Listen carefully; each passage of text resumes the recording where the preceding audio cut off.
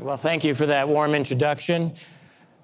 Certainly a pleasure to be here. This is my first Biohacker conference, so it's great to be here.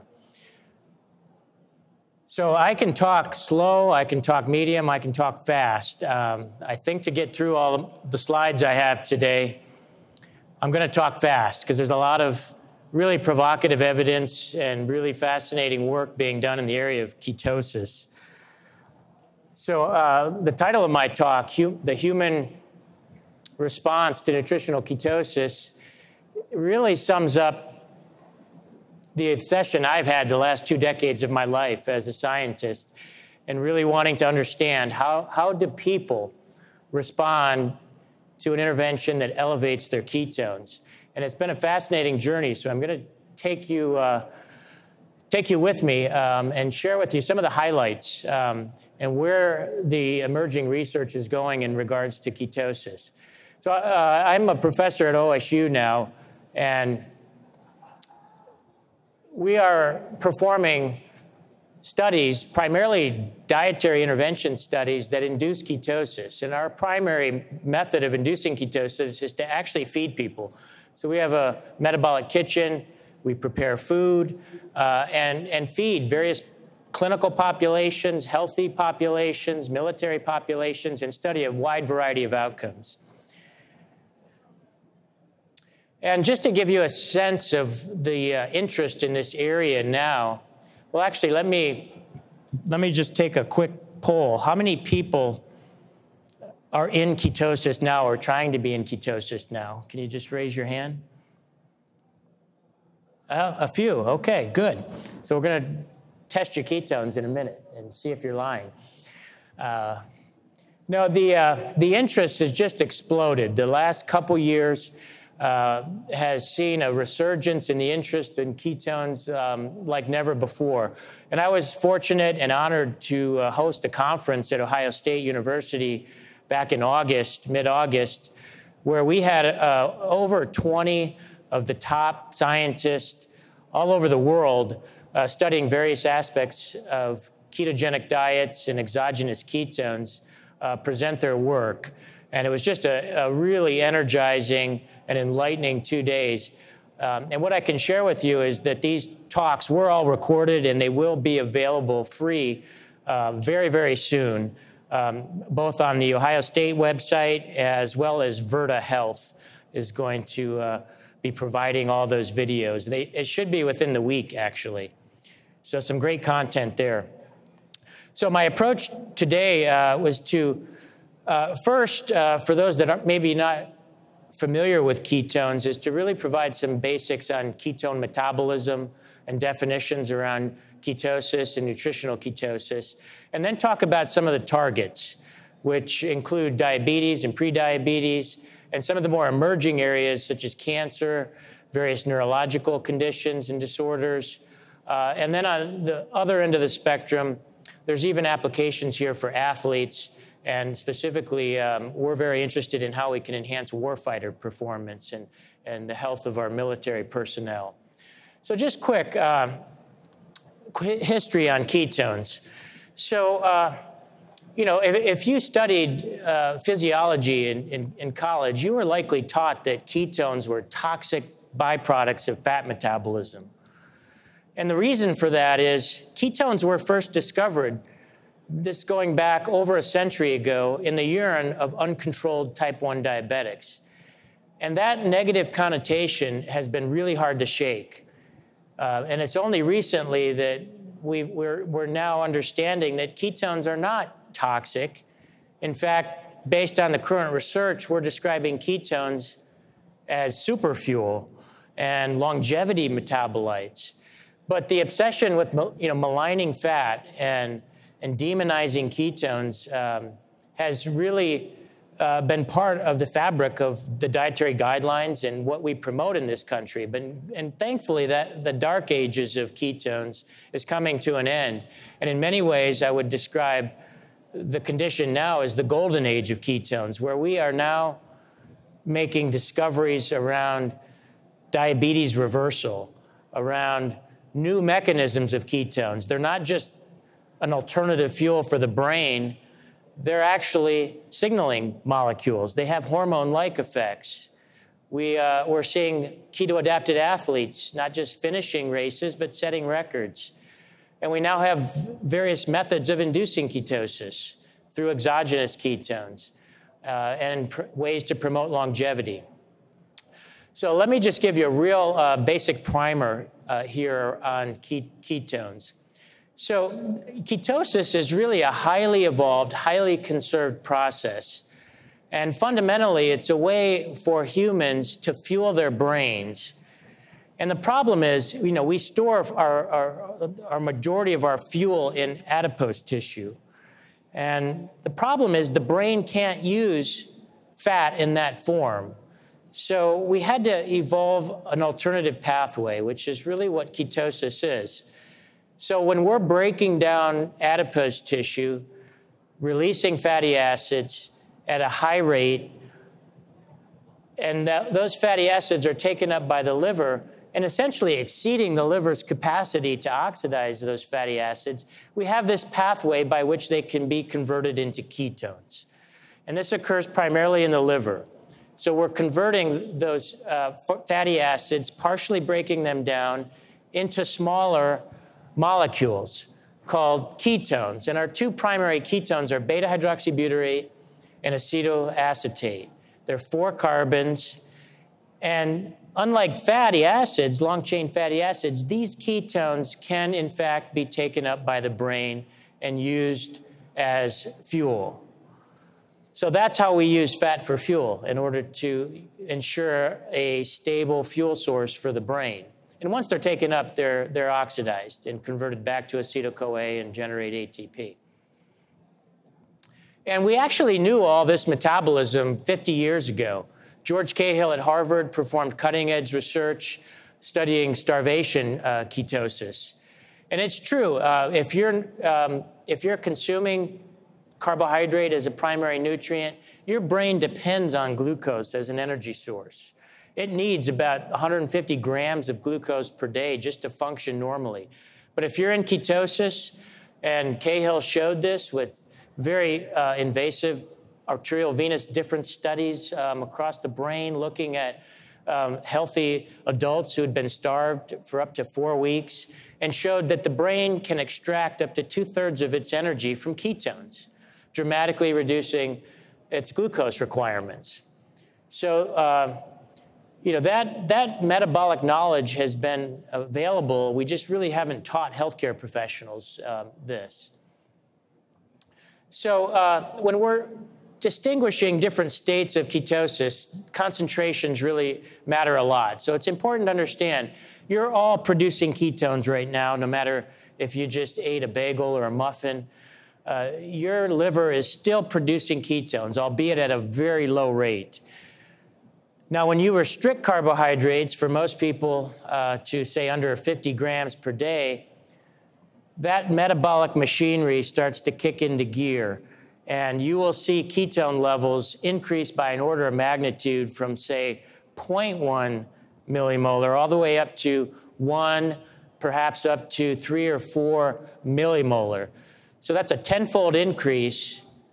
And that's the range we call nutritional ketosis. And while that is an order of magnitude higher than what you would see in the carb-fed state, it's actually an order of magnitude lower than what you see in ketoacidosis. And that is a dangerous, life-threatening situation. So it's really understanding the magnitude here. When we get into nutritional ketosis, we consider that an optimal range of ketosis. And when you stay in that range for several weeks and months, the body fundamentally goes through adaptations to maintain near perfect inter-organ fuel exchange. And this is a process we're continuing to unravel and understand on a deeper level. But we know fundamentally what happens when you're keto-adapted is you become very proficient at burning fat. Your rates of fat oxidation double. And that's true if you're a type 2 diabetic or if you're an elite ultra-endurance athlete, you will essentially double your rate of fat burning. So again, we knew all that. We knew most of all that for decades. What's newer in the science of ketosis over the last 6-7 years is the understanding now that beta-hydroxybutyrate in particular is a potent signaling molecule. We worked out a lot of the mechanisms here. For one, it's a potent histone deacetylase inhibitor that is a primary way in which we upregulate expression of genes. It also inhibits other pathways in cells that are related to inflammation and oxidative stress. So we now understand ketones in the range of nutritional ketosis not only provide fuel, but provide a signaling stimulus. And for example, we now have ligands for ketones that inhibit the NLRP3 inflammasome, and this provides a mechanism as to the anti-inflammatory effects that are quite commonly observed with ketogenic diets. And there were actually 2 separate groups working independently on longevity experiments that started about 3 years ago, and both published their results simultaneously in Cell Metabolism about 6 months ago. And interestingly, both studies found more or less the same thing, that mice fed ketogenic diets not only lived longer, but had an expanded health span. So they lived healthy longer. They functioned physically better and cognitively had higher levels of neurocognitive performance than mice not in ketosis. And they worked out a lot of the mechanisms. And it turns out, in terms of anti-aging anyway, a lot of the same underlying mechanisms that we've uncovered with caloric restriction are mimicked by ketones and ketogenic diets without the caloric restriction. And now we have various methods of inducing ketosis. So traditionally, the ketogenic diet was the primary method of promoting endogenous ketone production. And when you restrict carbohydrates and follow a well-formulated ketogenic diet, your liver puts out about somewhere between 50 and 100 grams of ketones per day. And now we have exogenous ketones, or ketone supplements in different forms. And this has really just been a new area that's been discovered in the last couple years. So we're really just scratching the surface in terms of what we know about exogenous versus endogenous ketones and how they may work additively or synergistically. And so I won't get any further into this today in my talk, but this is a really exciting area to understand how various methods of inducing ketosis affects organ health and various aspects of well-being. So I would be remiss if I didn't at least have one slide on the practical aspects of a ketogenic diet. So there's a lot of misconceptions and misunderstanding around a ketogenic diet. It's what it constitutes and really how easy or how difficult it is. And what I would describe it as a highly pleasurable diet as opposed to one that's very restrictive and barbaric and impossible to sustain over the long term. As you can tell by the delicious food pictured here, it's actually quite a pleasurable way of eating. And it's more than just restricting carbohydrate. That's certainly a big part or a big principle of the diet. But it's important to get protein in the right range. It's not a high protein diet. It's not a high meat diet. In fact, protein at high levels is anti-ketogenic. It's important to understand that the quality of fat is very important, if not more important than the quantity of fat. So embracing saturated fat is very important. It's a preferred fuel on a ketogenic diet. So there's a lot of nuance and a lot of art to actually formulating and implementing ketogenic diet in people. But once you understand those, it's actually a very sustainable way of eating. And we've proven people can stay on these diets over months and years and decades. So let's talk about some of the clinical targets and most amendable applications of ketogenic diets. So first of all, now, hopefully Canada is doing better than the US. But the situation's pretty dismal. Right now, 2 out of 5 adults in the United States are classified as obese. And almost 3 out of 4 are obese or overweight. So that's the new normal in the United States. We have a really serious, out-of-control situation. And when you look at the prevalence of diabetes and prediabetes, over half adults either have diabetes or are on the fast track to developing it. So again, staggering figures here, and unfortunately, they're not getting better. Things are continuing to deteriorate. Yet we have really good evidence around ketogenic diets for weight loss. And this is probably the most well-studied, one of the most well-studied aspects of ketogenic diets, to the point now we have systematic reviews and meta-analyses. And this is one of the more recent meta-analysis that shows ketogenic diets are superior to low-fat diets for weight loss. So this is not, my opinion. This is now an area where we have a critical mass of evidence to support the use of ketogenic diets. I'll just show one example of a randomized clinical trial we've published. We've done dozens of these types of trials. These are in people with metabolic syndrome or prediabetes. And you see greater weight loss. In fact, if you look at the individual responses, the average weight loss is greater than any of the individual weight loss trajectories in the low-fat group. And I'll just point out, because many experiments, they don't explicitly ask participants to restrict calories.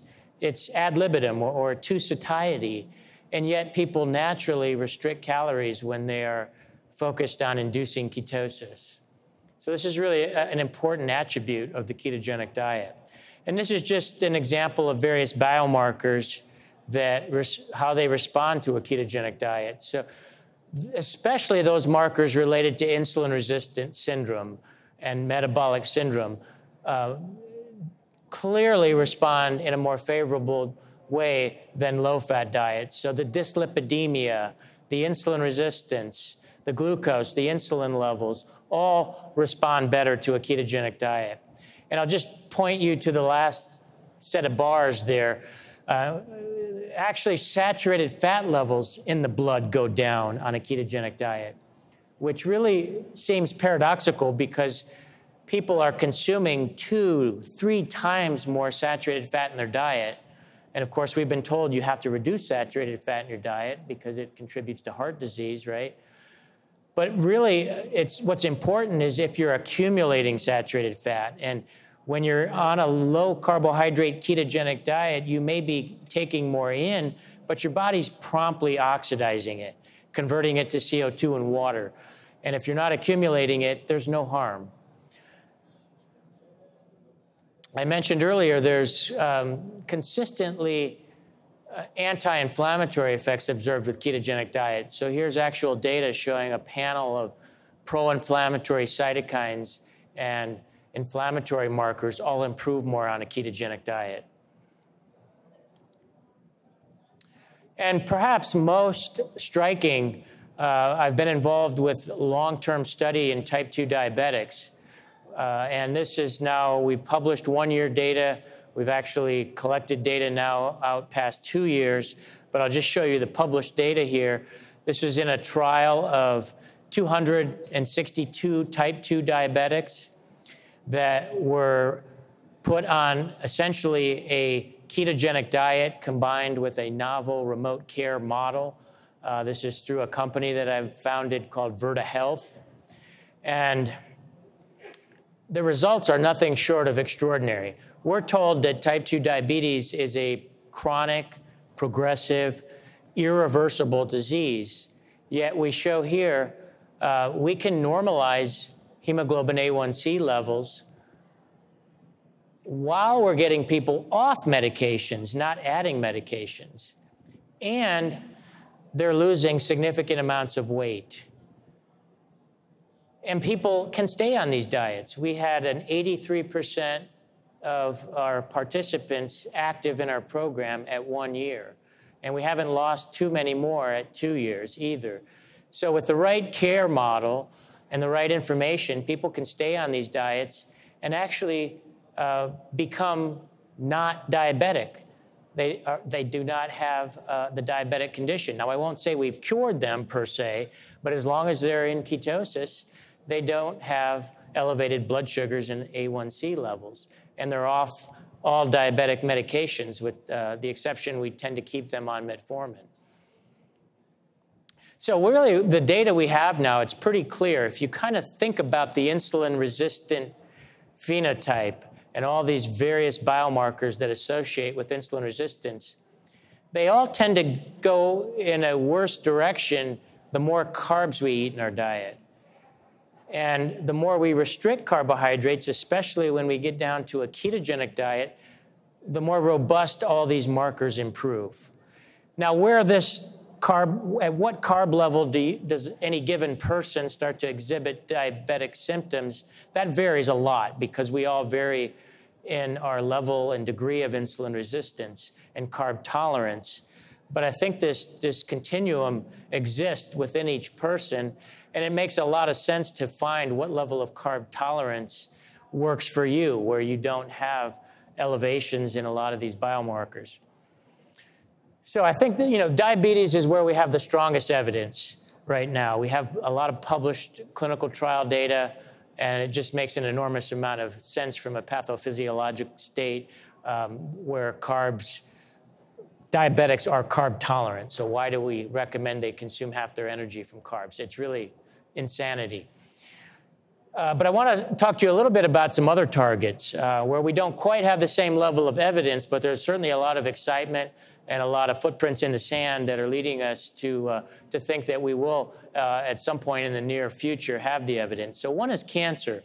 A lot of cancers, a lot of tumors rely on glucose as a fuel. Tumors often don't have fully functioning mitochondria, so they rely on glucose and glycolysis as a way to metastasize and grow.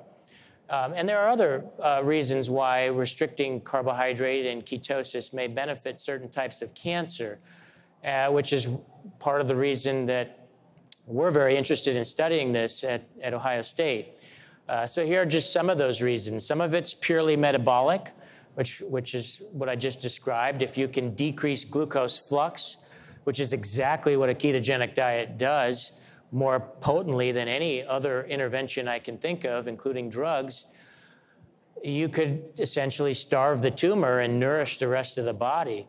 But there's also a lot of evidence tumors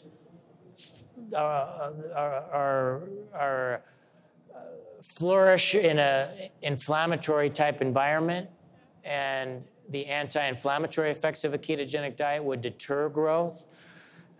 And there's a lot of evidence that we're improving just a lot of markers of patient well-being. So I want to share with you an ongoing trial that we have at Ohio State, because most of the data we have right now in cancer, there's tremendous interest all over the country and the world, really, but the data to date are primarily preclinical. So we have primarily animal data, as well as some small human studies and case studies, but a lot of it's shaping up very nicely. So what we're doing at Ohio State is we're starting with breast cancer, in particular stage 4 metastatic breast cancer, enrolling these women who are in pretty bad shape. The median survival for a newly diagnosed patient with metastatic breast cancer is about 5 years. The 5-year survival of these patients is about 20%. So at that point, the care is primarily palliative. So we're enrolling women with newly diagnosed metastatic breast cancer who are on their traditional chemotherapy, is generally the standard treatment approach, and putting them on a ketogenic diet over a 6-month period. And I will say it's a slow recruiting study, but the patients we have are highly motivated. They're able to induce ketosis. I was just showing you a quote from one of our patients here who says, I'm so glad I participated in this trial. The study team have taught me a new way of eating that is healthier for me in many ways, aside from any effects it may have on my cancer treatment. My most recent scan showed that my liver metastases have regressed and are almost undetectable. And we actually have the proof behind that to support that. So we're measuring the actual tumors using the standard sort of fluorodeoxyglucose uptake method.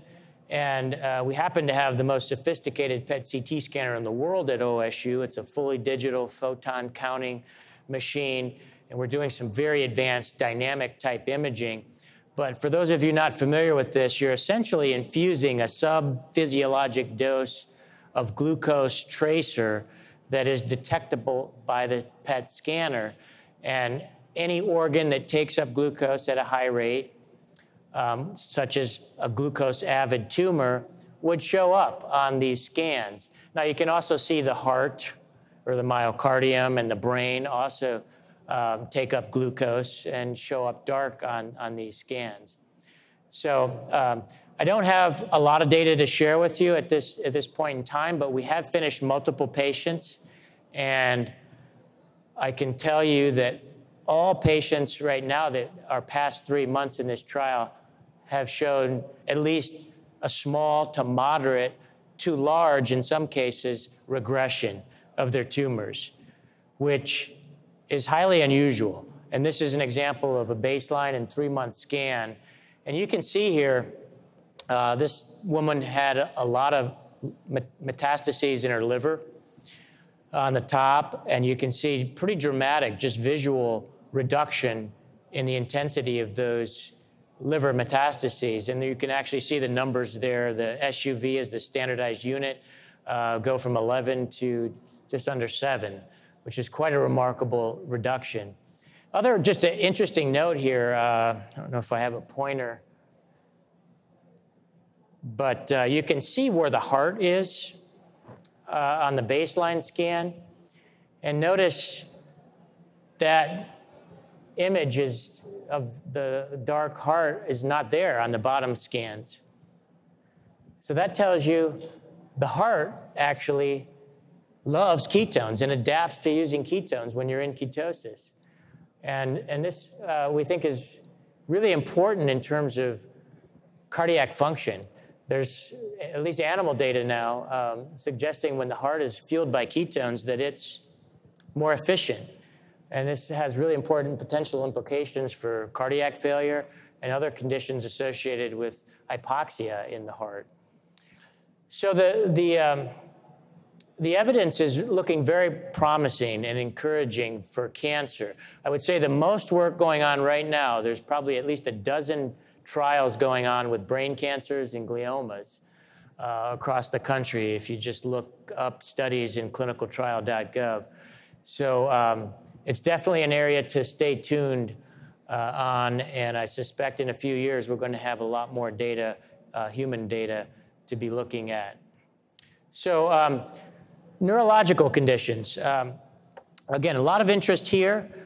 We have really solid evidence in epilepsy and seizures. In fact, we've known that ketosis is very effective at minimizing or eliminating intractable seizures in kids. We've known that for almost 100 years. And it's in fact now more or less considered a standard treatment for many kids and adults with seizures. And part of it really goes back to our understanding of brain metabolism. The brain actually prefers ketones over glucose. If your ketones are elevated in the blood, the brain will take them up in direct proportion to the concentration. And that's why you see this nice linear relationship between blood levels of ketones and brain uptake.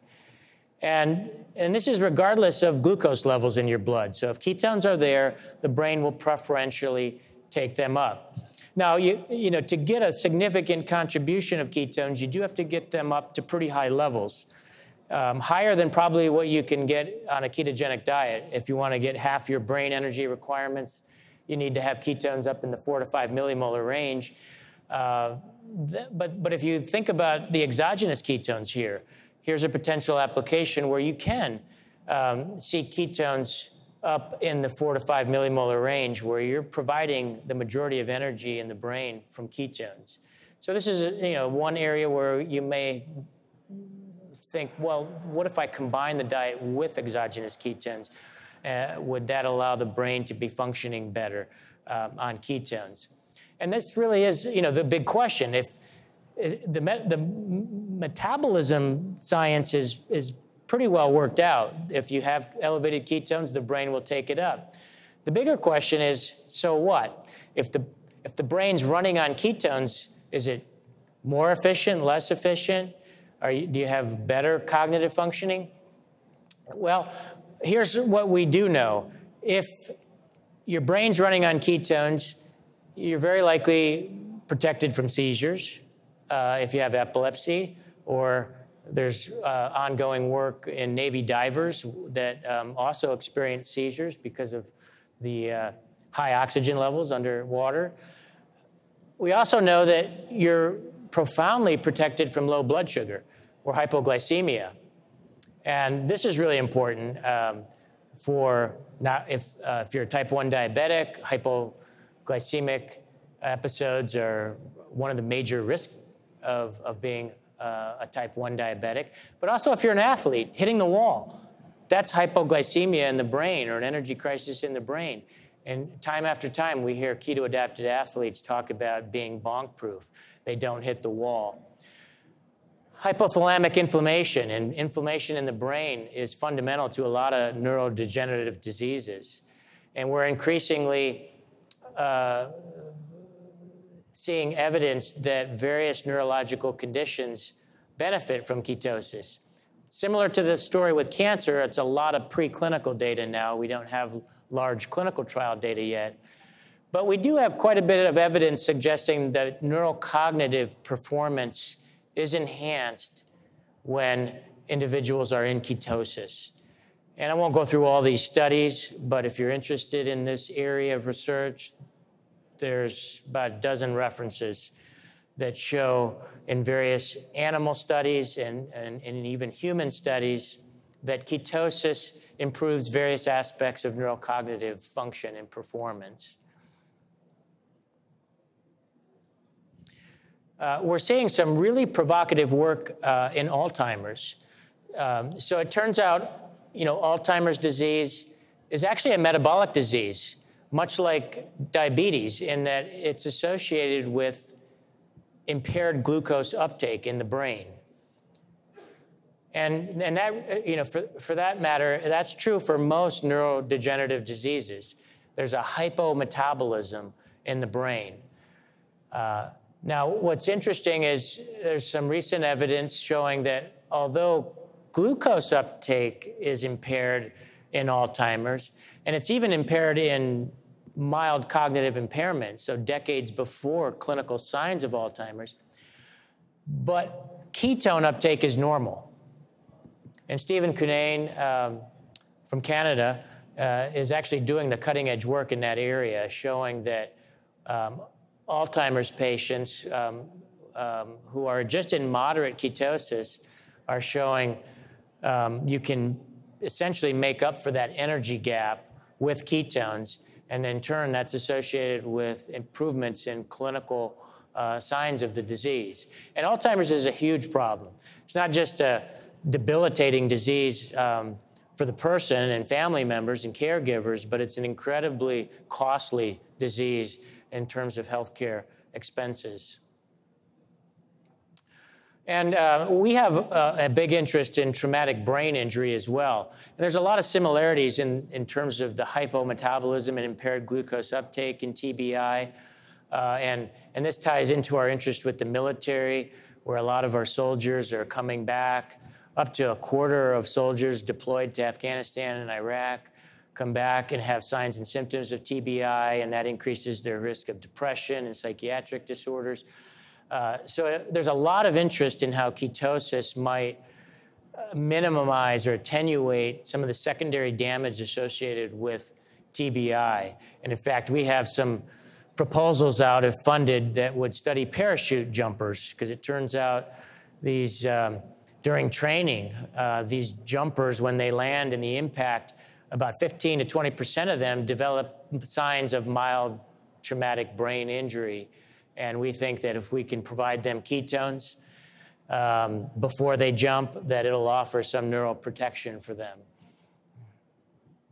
So let me talk a little bit about the sports and athlete implications, especially how it relates to military applications. So, you know, this is really the world turned upside down for athletes, because we've been told you have to eat carbs before, during, after exercise. You got a carb load, that carbs are an obligate nutrient. And it turns out that's totally not true, that you really can think of carbs more as optional, not obligate. And you've got a lot of really pioneering athletes out there, especially in the ultra-endurance world, who are proving that, that concept. So here's three really top athletes, two on the left, ultra-distance athletes, and in a more traditional sport, the Tour de France, you have Chris Froome, and all these athletes are attributing their success to a low carbohydrate approach. And these are some athletes we've studied in the lab, both with military background, and you can kind of read through their quotes there. But it's essentially, they describe this as a transformative experience for them in terms of enhancing their readiness and resiliency and performance in the military. And that's a big reason why we think we should study this. And it's trickling into team sports. I would say soccer and rugby are two of the sports that have embraced this the most. And right in my own backyard, the Columbus Crew I've been working with for the last 4 years, and they've really changed the culture slowly there to a point now where they are really getting good buy-in and compliance with the low-carb diet. They're convinced their athletes are healthier, perform better, they recover faster. So we were interested in studying athletes who were at the cutting edge here of adopting low-carb ketogenic diets and performing well. So we conducted this study about 5 years ago now, and we've published a couple papers on this. It was a rather simple, straightforward study. We just wanted to recruit a group of high-level athletes to come to our lab and go through a pretty comprehensive battery of tests, invasive tests. They included muscle biopsies and infusing tracers and collecting urine and feces and stool samples. I mean, we were like hunters trying to maximize everything we could and learn as much as we could from these really elite athletes. And we're still sorting through all the data. We did all types of transcriptomic and metabolomic analysis. But I'll just share with you, arguably the most striking result here was their extraordinary ability to burn fat. As I said at this onset, one of the basic adaptations to ketogenic diet is you double your rates of fat burning, and here's the data. And so the high-carb control athletes, their level of fat oxidation, that's a really high level. They're really good fat burners at 0.7 grams per minute. But the fat burning in these keto-adapted athletes is literally twofold higher. And it's 50% higher than the highest rates ever reported in the literature. So they literally shattered the fat-burning ceiling. And when they run for 3 hours, and we measure their contribution of fat and carbohydrate to energy expenditure, they're burning almost 90% fat. So there's just a very low level of glucose oxidation happening. And what perhaps is one of the more striking and surprising results for me was that when we measured their glycogen levels, despite the fact they're eating very little carbohydrate, they're almost exactly the same as their high-carb counterparts. So you really have to scratch your head. How in the heck could you have normal glycogen levels and resynthesize glycogen during recovery when you're not eating a lot of carbohydrate? And the short answer is, well, you become very efficient at processing and conserving any glucose that your body has. It may be broken down into lactate. Lactate can be converted back to glucose and glycogen.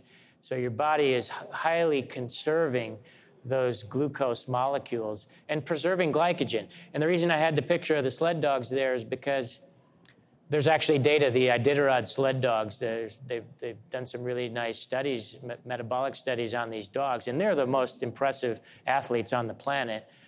They also conserve their glycogen while thriving on a very low carbohydrate, high fat diet. And they're running 100 miles a day for 9 or 10 days during that race. It's pretty extraordinary metabolically. So just like the population, the military has a real obesity and diabetes problem. In fact, recent statistics are showing it's a crisis, a national security threat, in fact, where 2/3 of soldiers are considered overweight or obese. They also have a lot of sleep disorders, so they're, as described in that article, fat and tired. But this was a white paper on military-eligible young people aged 17 to 24, and almost 3 out of 4 of those people were ineligible to join the military if they wanted to because primarily of their fitness, lack of fitness, which is primarily related to obesity. So we're in the process of studying military populations, and our first prospective study of this was in a group of Army ROTC cadets at Ohio State, where we put them on a ketogenic diet for 12 weeks and basically just asked the question, can we improve any outcomes that would be relevant to the soldier in terms of enhancing their readiness? So this is unpublished, but we randomized 15 people to a ketogenic arm, and we had 15 people in a control high carbohydrate arm. We had a couple women, and we were successful in getting them into ketosis, which is not trivial because a lot of people would argue, well, you can't get mostly college-age kids into ketosis. They're drinking too much beer and eating too much junk food. But we were able to do that with a high degree of compliance. And what was really extraordinary here, this was not a weight loss study. We did not prescribe calories, but yet every single person lost weight. Not a small amount of weight either. This is almost 16, 17 pounds across the 15 people. And they lost fat, they lost visceral fat by MRI, and they did all of that, they improved their body composition while they're adapting to this training program and improving their strength and power and military-specific type tests as well. And we took biopsies. Their mitochondria were more efficient. And just like I showed you with those athletes, they did a pretty good job at conserving their glycogen despite being in ketosis. And so I'm showing you, really, I think these are the only 3 studies ever published that in humans that studied glycogen levels in people on ketogenic diets. The first was Finney, and he only had these elite cyclists on a ketogenic diets for 4 weeks, showed glycogen levels were cut in half. This tank study that I just showed you, we had at 10 to 12 weeks, it's 14%. The faster athletes that I showed you were completely conserved glycogen. They were on a ketogenic diet for almost 2 years. It was 20 months on average. So some adaptations to ketosis take several months, maybe even years, to fully come to fruition. And this is a quote from one of the participants in the tank study who had quite a favorable response and who was also a master sergeant in the military. And he really wants to take the message out to all the military. And he lost 23 pounds. And this was a person that was pretty lean actually to begin with, but still lost all fat, actually gained a little lean tissue. So this is my last slide that I'll leave you with. If you're not excited about ketones and ketosis and all the various ways they can improve health and performance, I'm not sure how to get you excited because there's just so much emerging research and encouraging research being done in so many areas right now that this is a really promising area that we need to make more people familiar with in the healthcare arena and just general consumers, because there's still a lot of misinformation, a lot of defensiveness by people in the healthcare industry against ketones. And yet this is probably one of the most powerful tools we have to promote health. So thank you.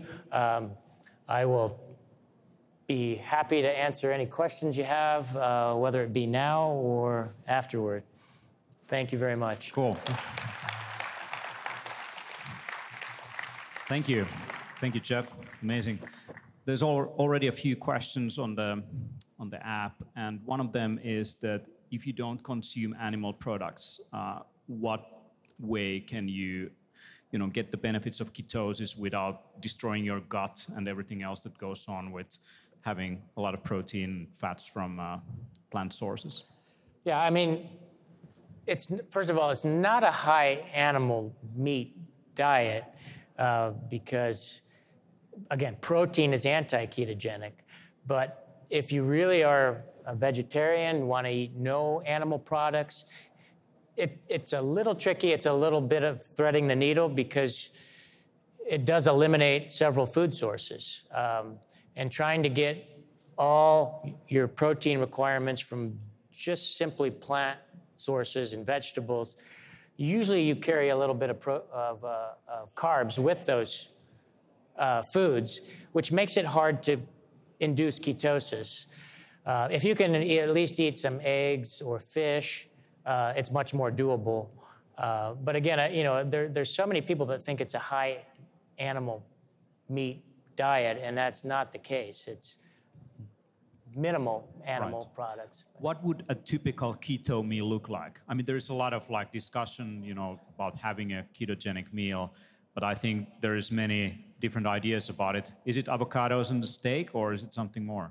Well, it's usually a small protein source, whether that be beef, chicken, fish, eggs, but you want the fat. So you want to leave the skin on the chicken. You want the fattier cuts of meat. You want the marbling. Or you want to add high-fat sauces, butter, cream sauces to the meats. And then a vegetable or a non-starchy vegetable. So not corn or peas or potatoes, but pretty much cauliflower, salad vegetables, broccoli, asparagus, Brussels sprouts. And again, adding fatty sauces and butter to that would be fine to make it taste better. And nuts and seeds. Even some berry fruits can be incorporated because of the high water content in very small amounts. Something like bilberries, blueberries, raspberries, buckthorns. but think of it more as a garnish, not a 2 cups of berries. Right. But avocados, olives, tomatoes, they're all botanically fruits, can usually be incorporated in small amounts. There's actually a tremendous amount of variety you can incorporate in where you're not feeling deprived and like you're sacrificing. Gotcha. So what is the maximum amount of protein to consume in one meal to avoid affecting your ketogenic performance? Well, we usually prescribe protein based on reference body weight. So it's somewhere between around 1.2 up to a high of 2 grams per kilogram reference body weight. So, not if you're overweight, if you did it on your current weight, you'd overprescribe protein. So it's based on reference weight. And for most people, that's going to fall somewhere around 70, maybe up to 120 or 30 grams of protein per day. And if you're eating a couple meals a day, you'd break that up evenly. I see. I know that you've been quite successful as a company, at least from getting investment, and you've done great studies that really show already that we can use dietary interventions. When are you planning to expand Virta internationally? Well, so I alluded to the fact we've published our year-long diabetes study, and that was through a company I founded called Virta Health with Steve Finney and Sami Inkinen. And our primary focus is reversing type 2 diabetes. in 100 million people by 2025. So we're really focused on the type 2 diabetes market now, and we have the clinical evidence, and we're now proving that with actual customers, which are primarily large self-insured companies. However, the company is considering other targets because of the evidence that I shared with you today. And we've developed the platform to be able to scale what we do in unique ways with a sort of telemedicine, continuous remote care model. So we do think maybe 5 years from now, we will maybe treating other disorders and diseases, but we do have some science to work out. And as far as the foreseeable next year or two, we're going to be focused on the diabetes market. And that's just, it's a massive problem worldwide. Yeah, so I'm from Finland. I'm very proud that you have Sami Inkinen on board. I mean, he's a Finn. He's a superhuman. Can you tell, like, in a short way, like, his little canoe trip? Oh, well, Sami Inkinen is our CEO, and he is from Finland. And he's a tremendous entrepreneur and CEO for us. But he's also a highly accomplished athlete. And the reason we crossed paths was, despite being a champion triathlete, I would think it's accurate to say a biohacker. Absolutely. Thought he was doing all the right things, developed prediabetes. And that really brought him to the science, the low-carb science, and we crossed paths about the time that he was planning to row from California to Hawaii, unassisted with his wife. Open ocean row. Open ocean row. Weeks. And he wanted to prove he could do that without a lot of carbohydrate and sugar and so forth. And so he ran pretty much on fat, and he managed to do it and break some Guinness World Records in the process. Yes, he not only did it, he set a record with his wife, and we helped him sort of plan all the food, because you had to carry all your food with you. There were no stops or shipments that could be provided. So he's not only an extraordinary entrepreneur, but quite an extraordinary athlete to accomplish that level of physical exertion. Certainly, and you're also extremely amazing character, and I'm happy that you guys are together, solving this problem for once and for all. So thank you very much, Dr. Volek, for coming along. My pleasure.